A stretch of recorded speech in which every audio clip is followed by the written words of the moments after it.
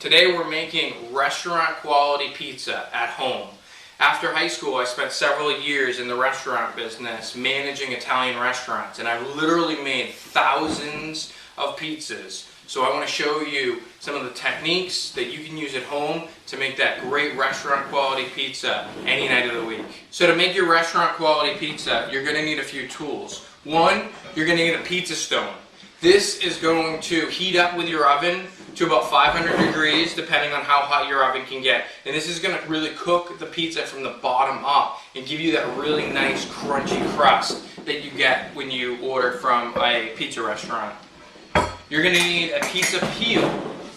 This is going to allow you to easily put the pizza in the oven and take the pizza out. And I'm going to show you more about that when we talk about the technique.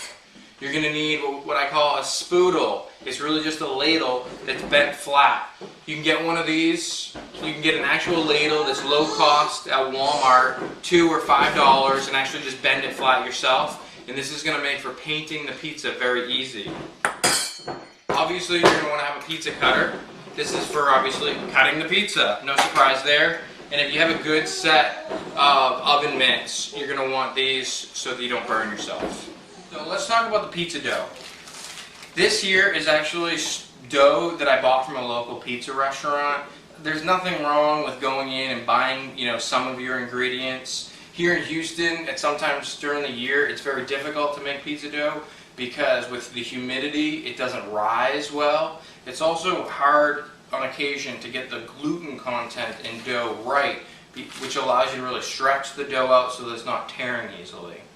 You're also going to need semolina, extremely important. A lot of people will use cornmeal. Cornmeal has a very distinctive flavor, where semolina has almost no flavor. And what this is going to allow you to do is coat the dough with semolina, and then it's going to allow you to pound out the dough so that it doesn't stick to the surface that you're using. So now we're ready to actually pound out our pizza dough and make a pizza.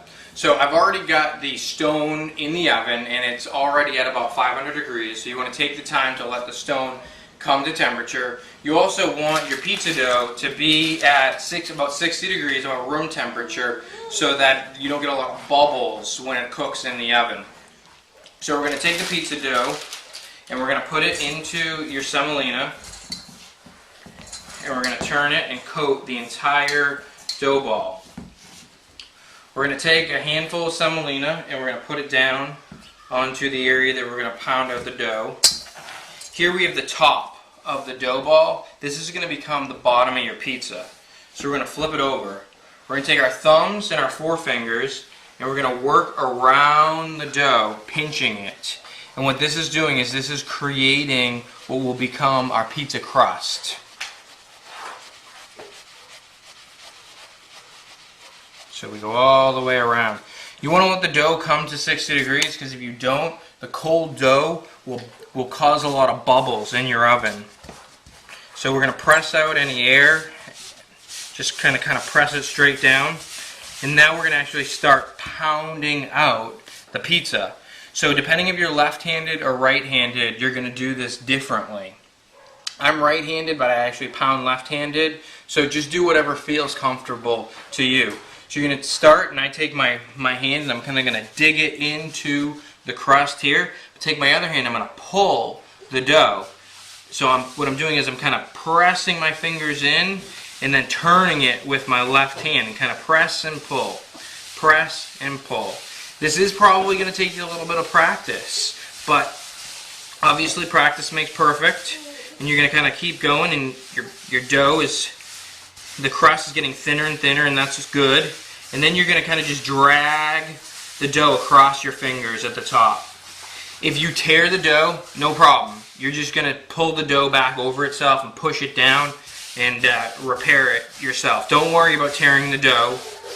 If your dough is tearing very easily, it's probably because you don't have a high gluten dough. The gluten in the dough allows it to be stretchy. And without that gluten content, it is going to tear easily. So in many cases, if you buy a good dough from a restaurant, you're not going to have that problem. If you make your own dough, make sure that you get a high gluten flour to make sure that you have nice stretchy dough. So we're going to continue to pound out the dough here, and then we're going to work our way kind of into the middle and just stretching it by pulling our hands apart. And what I'm doing now is I'm making sure that the dough is consistent all the way across so that it has the same thinness. I'm going to work the crust a little bit, and I'm just continuing to spin the dough and pull the dough across my fingertips and just continue to stretch it out. And then I'm going to pull even more as it gets bigger, and it's kind of a slow process. And then what you may need to do in this case, I'm going to need to actually pick up the dough, and what I'm doing is I'm using kind of 2 fists, and I'm going to just kind of pull it apart a little bit with my fists and turn it. Pull and turn, and stretching out the dough. And so there you have your dough. It's ready. It's ready to be made into a perfect pizza. I'm just going to get it a little thinner. So I've got my pizza stone in the oven. So I'm going to pull that out. You're going to be very careful because that pizza stone is about 500 degrees. So I've got my peel. I've got an oven mitt on.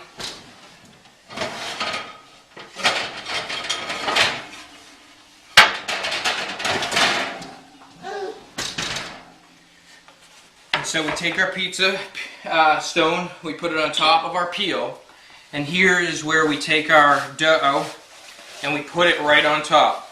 So what's going to happen is your dough is going to actually start cooking as soon as you place it on here. You're going to kind of stretch it out, being careful not to burn yourself, so that it's the same shape as the stone, a nice circle.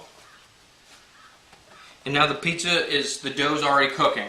If you don't use a pizza stone, you'll never get the bottom to be nice and crispy, because what will happen is you'll put the stone inside your oven and the pizza stone will heat up with the pizza. The top will end up being cooked, but the bottom will not be. I'm going to take my sauce and I'm going to pour it right in the middle with my spoodle, and you can see some steam because it's already starting to cook. And I'm going to, in a clockward motion, a circular motion, bring my sauce out to the edges. If you need a little bit of more sauce, that's fine. And you don't need to go all the way to the edge.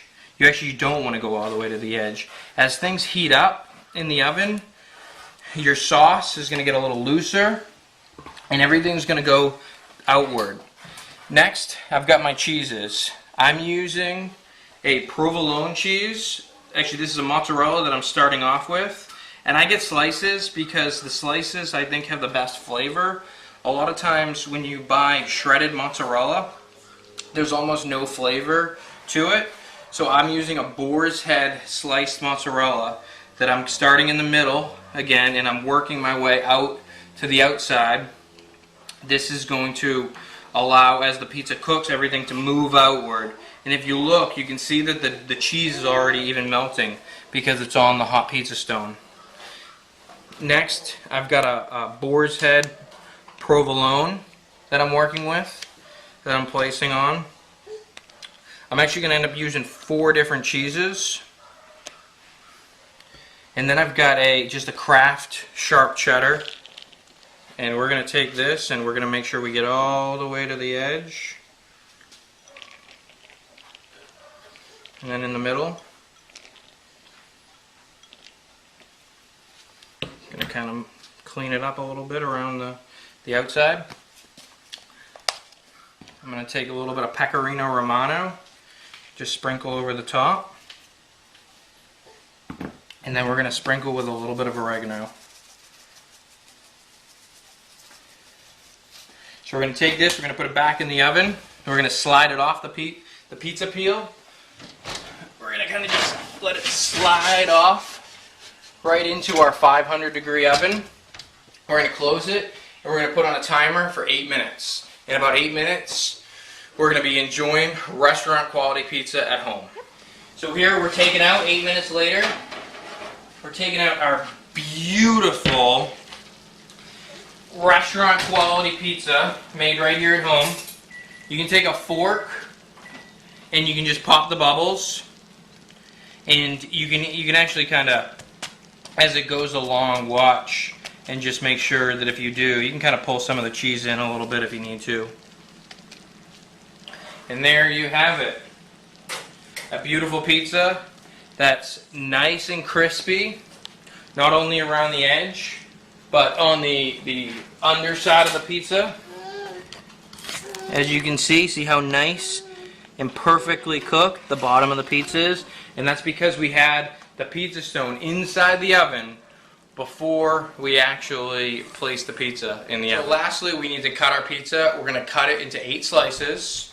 So you're going to wait about 5 minutes after the pizza comes out of the oven. You want the cheese to congeal a little bit, or when you cut it, all the cheese is going to run off the pie. So we're going to go ahead. We're going to slice through 1, 2, we got 4 slices, and then we're going to cut those slices in half. Then we've got our beautiful pizza slice with a gorgeous crispy bottom. Enjoy it. So make sure to read my entire blog on this post. If I've missed anything, I'll make sure to write it in the instructions. I'll also have the full recipes for my sauce, for what kind of cheeses I use, more information about dough. If you've got any questions, feel free to leave a comment below, or you can send me a note on Twitter or Facebook. Thank you.